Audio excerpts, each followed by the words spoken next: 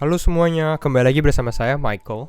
Di video kali ini kita akan coba membahas soal money flow ya. Money flow di crypto itu bagaimana? Karena penting sekali di masa-masa seperti ini kita tuh belajar tentang money flow. Jadi kalau orang ini mau investasi atau trading crypto, mereka tuh biasanya melakukan hal apa? Money flow-nya itu kemana duitnya gitu ya.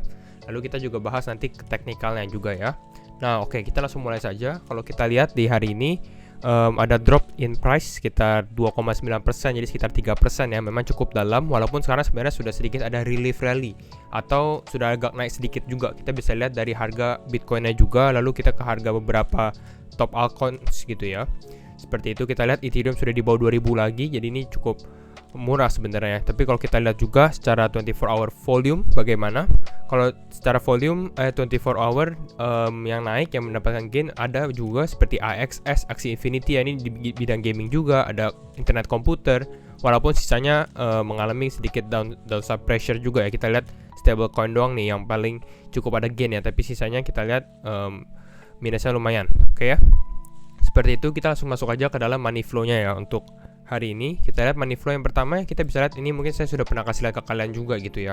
Path to alt season. Jadi biasanya kalau kita di namanya crypto ini ada namanya altcoin season, dimana nanti banyak sekali altcoin yang performing well, yang performingnya bagus sekali gitu. Jadi bisa kayak gainnya pun yang kita mungkin beberapa dari kalian juga sudah merasakan juga gain dari altcoin season juga. Tapi bagaimana caranya? Pertama fase 1 pasti Bitcoin gitu ya. Flow of monies move into Bitcoin causing price surges. Jadi orang-orang nih kalau mau invest pasti masukin ke dalam Bitcoin gitu ya. Nah kalau Bitcoin nanti pada saat Bitcoin terjadi kita langsung oper ke dalam fase 2 yaitu Ethereum, dimana nanti Ethereum kayak outperforming Bitcoin, jadi dia kayak naiknya lebih banyak daripada Bitcoin dan lain-lain, dan banyak orang yang bilang lebih bullish kepada Ethereum lah seperti itu. Nah habis itu masuk dari Ethereum ke large caps. Ke large cap adalah kripto-kripto yang berfundamental cukup kuat juga, yang besar juga gitu ya. Mungkin top 10, top 20 seperti kalau kita kayak gini Cardano, mungkin Cardano, Matic, Binance, Polkadot, Solana, Matic, Polygon, seperti itu ya. Nah baru kita mengalami namanya di large caps, baru seperti itu kita baru money flow-nya pindah lagi ke alt season, dimana kepada mid caps dan low caps gitu, low caps coin. Jadi seperti itu adalah step-stepnya untuk altcoin season. Nah ini juga seperti sama juga sih yang tadi kita sudah bilang juga. Kita di mana posisi kita? Posisi kita sekarang sebenarnya lagi di fiat sih kalau menurut saya. Kenapa? Karena kita lihat price Bitcoin pun sideways ya. Jadi artinya kita masih menunggu volume dan sentimen yang kuat dari para institusi juga gitu ya untuk masuk ke dalam Bitcoin lagi. Nah kalau misalnya kita udah masuk Bitcoin, nanti kita baru mengalami large caps, Ethereum dulu, lalu ada beberapa yang besar juga, mid caps, masuk low caps seperti itu. Tapi sekarang kita mungkin masih ke fiat karena masih banyak orang yang stay di sidelines atau di samping dulu nih, menunggu update-nya bagaimana, sentimennya gitu ya. Dan jangan lupa juga video ini sebenarnya disponsor juga oleh Crypto.com ya. Crypto.com adalah exchange untuk crypto juga, bagus sekali. Kalau kalian bisa download juga Crypto.com di dalam Play Store atau di App Store juga seperti itu ya. The world fastest growing crypto app, ini juga growingnya cepet banget. Kita lihat sekarang sudah 10 juta users juga ya. Jadi kalau kalian tinggal download aja, ini ada QR code-nya di Google Play atau di App Store. Dan jangan lupa masukin link referral code saya juga, Michael Wyan gitu ya, ada di deskripsi, kalian bisa cek juga.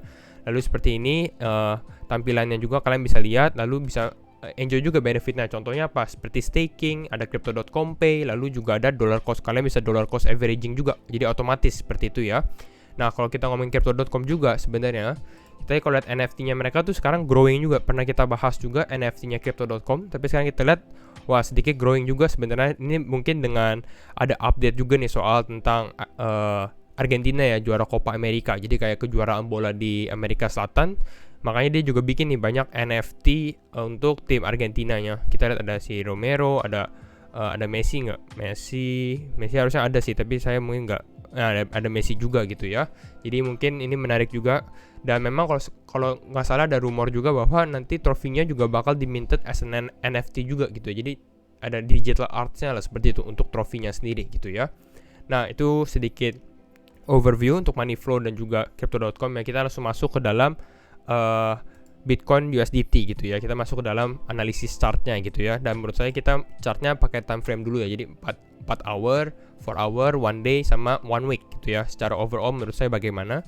Sebenarnya hampir sama seperti kemarin juga. Kita sudah pernah bahas juga, wah ini kira-kira bakal downside pressure ke berapa? Saya sudah kasih ke kalian juga sebenarnya kan. Sekitar di level 1,618, 31 ribuan gitu ya, 31.500. Dan apa yang terjadi? Ya walaupun ini hanya hit sedikit aja, tapi memang kita sebenarnya ini dihitungnya kena lah. Maksudnya kita sudah memasang target di bawah, dan memang ini kena ke dalam target juga gitu ya. Dan memang kalau kita lihat dari falling wedge patternnya pun, ini istilahnya mereka juga hit juga di falling wedge-nya, di paling bawahnya juga di sebelah sini. Dan memang kita sudah antisipasi juga bakal terjadi seperti ini. Nah, apakah sekarang adalah waktu yang tepat untuk serok juga? Ya sebenarnya kita kalau ditanya untuk serok ya sudah agak telat ya. Kita lihat sekarang untuk Bitcoin saja sudah naik sekitar, kalau dari bawah ya, sudah naik sekitar 3%-an. Jadi memang ya kalau misalnya serok harus pas di saat dia menyentuh supportnya juga, seperti di sini nih, di falling wedge-nya di sini kalau kalian mau ngambil juga gitu ya. Tapi apakah sekarang langsung, berarti udah langsung naik dong, bottomnya sudah terjadi gitu ya. Nah di sini kita akan bahas di dalam time frame lanjutannya. Tapi sebelum itu kita coba selesai nih time frame 4 hour. Sebenarnya kita sudah lihat sendiri ya, ini seperti kayak bisa dibilang relief rally lah, dimana kita sudah ngambil downside pressure. Nah sekarang kita agak naik ke atas dulu ya sebentar. Nah sebenarnya ini mereka nggak berhasil menembus di dalam resistennya juga nih di 32.700 yang di sini ya.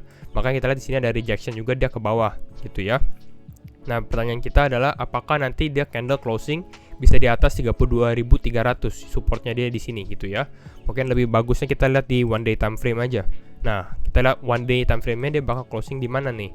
Apakah dia bakal closing di atas seperti ini, yaitu sekarang 32.500?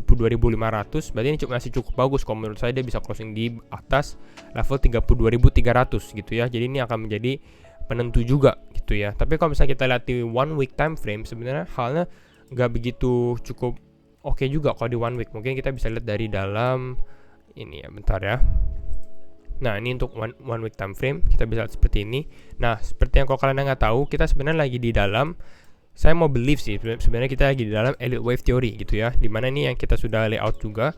Jadi kita mengalami Elliott Wave Theory dari wave 1, wave 2, wave 3, wave 4, wave 5. Dan sekarang kita lagi namanya wave 4. Kalau kalian nggak tahu tentang teknikal gitu, ini adalah Elliott Wave Theory. Kalian bisa cek sendiri. Dan memang kalau kita misalnya dari sini, Elliott Wave Theory ini bisa nggak terjadi. Gimana cara nggak terjadi? Pada saat wave satunya kan sekarang kita lihat top wave 1 itu sekitar 13.800-an kan. Oke. Jadi kalau misalnya correction wave 4-nya ini di bawah 13.000 seperti ini, hal yang terjadi adalah ini Elliott Wave Theory nggak terjadi karena rules-nya itu broken. Jadi ini salah satu peraturan dari namanya Elliott Wave Theory gitu ya. Caranya kalau misalnya memang mau terjadi istilah seperti itu ya. Jadi kita harus lihat dari wave satunya, wave 4-nya ini nggak boleh ke bawah, lebih bawah dari wave 1. Selama dia masih di atas, contohnya seperti target kita sebenarnya ada di sekitar 26.000 atau mungkin ada yang bilang di 19.000. Ini kita masih di dalam posisi Elliott Wave Theory masih bisa terjadi gitu ya. Dimana kita mungkin akan mengalami wave 5 untuk naik naik ke atas gitu ya, seperti itu. Nah, tapi yang saya mau bahas adalah seperti di sini nih. Kalau kita lihat lebih zoom lebih dekat lagi gitu ya.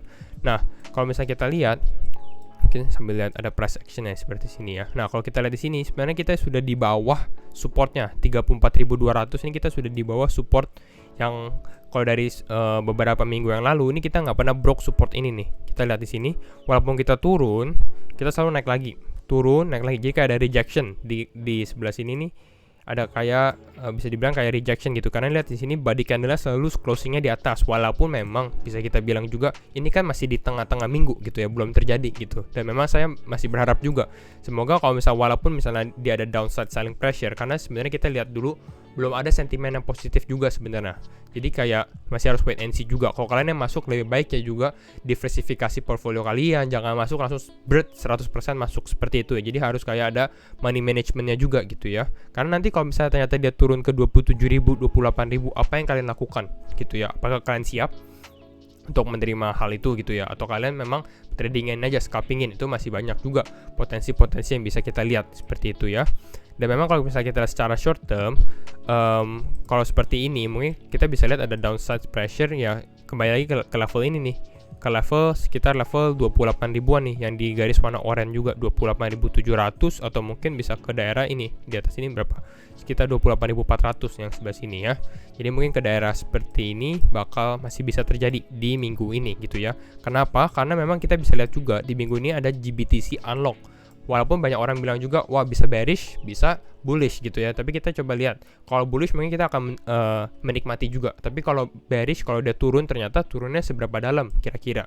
Tapi kalau saya prediksi mungkin kalau turun paling bisa ke daerah ini nih. Yang tadi saya bilang di sekitar 28.000 sama 28.000, 27.000-an lah seperti itu ya.